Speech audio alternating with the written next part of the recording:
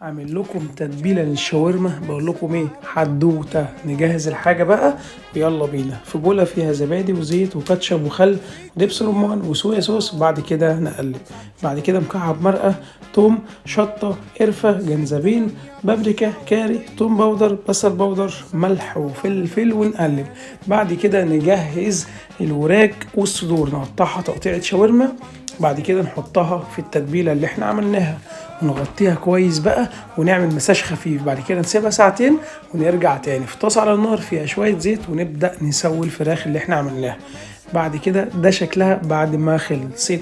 نجهز بقى العيش بتاعنا، معلقه توميه وشويه بطاطس وشويه المخلل بتوعنا، ونحط بقى الفراخ اللي احنا سويناها.